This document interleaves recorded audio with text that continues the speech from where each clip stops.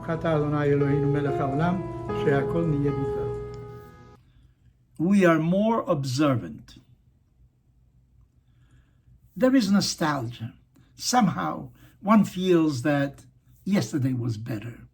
Hundreds of years ago, there was no pollution. We were better somehow. I don't know how to explain it. In Jewish tradition, for instance, many feel that the closer you are to the revelation on Mount Sinai, then the purer is your understanding of the Torah, because you're closer to the most important event when God revealed his will to the Jewish people on Mount Sinai through the Torah. Yet, many a time I think that maybe we should not forget the past, but nostalgia, so much of it for the past, is really not healthy. I think we are doing more today than we did hundreds of years ago.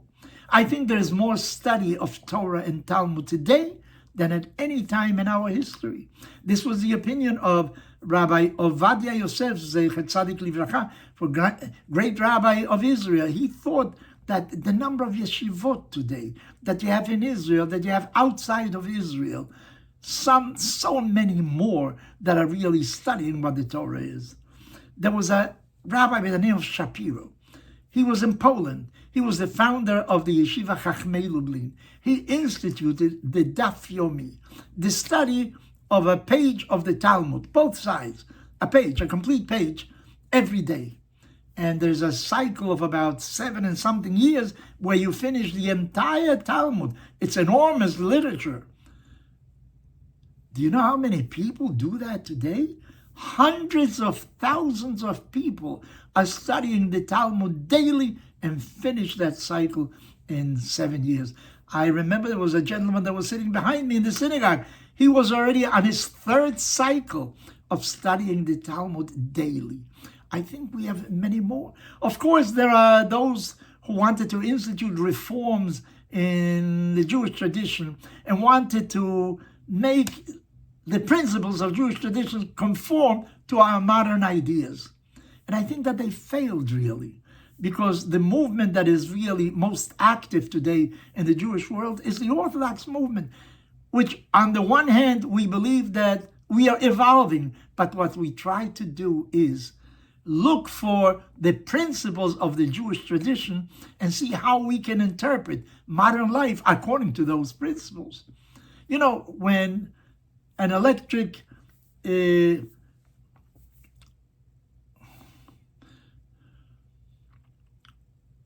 the electric refrigerator came into being, you know, many people thought maybe we can't use it on Shabbat because every time you open up the door of the refrigerator, some warm air is going to come in and activate a generator that produces the coldness in this refrigerator.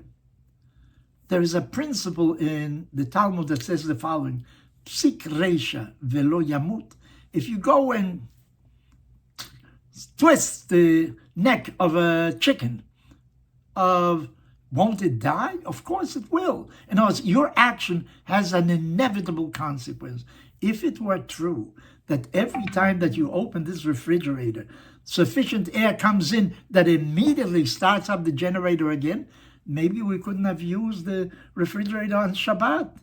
But it isn't so. It's a cumulative process. After opening it so many times, after so much warmer air gets into the refrigerator, it activates the generator. In other words, every time that I open, I don't activate the generator. Therefore, it is permissible to use. So what we have to do is really look into the principles of the Jewish tradition and try to see how they solve modern problems. But I have no doubt that there is more study today than there ever was among the Jews. I remember reading the Rashbo, who was Rabbi Shimon ben Aderet from Barcelona, where he said that not many people observe the putting on tefillin every day. I think the Meiri says that some very pious people between Rosh Hashanah and Yom Kippur put on tefillin every day, those 10 days. Nowadays, I think an Orthodox Jew puts on tefillin every day. Of course, with the exception of Shabbat and the holidays, you put on tefillin. Most people in the Orthodox camp observe kashrut, have kosher homes. It is quite different. I think that we are really progressing because, in a sense, we have to ask ourselves, after hundreds of years of Jewish tradition, you mean to say that we're going backwards? There's so many people that are observing. Obviously, it is pushing, it is moving society toward greater performance of Jewish traditions. And I think that we have to be proud of what we are doing. We shouldn't forget the past. No nostalgia for what happened yesterday. Remember it, but accentuate the present and look forward to the future. My question to you, my dear friend, is, are you part of that future? Are you observing more? Are you helping that the Jewish community should go forward in their observance of tradition? Or are you the ones that think only of yesterday, of what happened, and that this isn't applicable anymore? Make sure that you're part of those that contribute to the progress of Jewish tradition.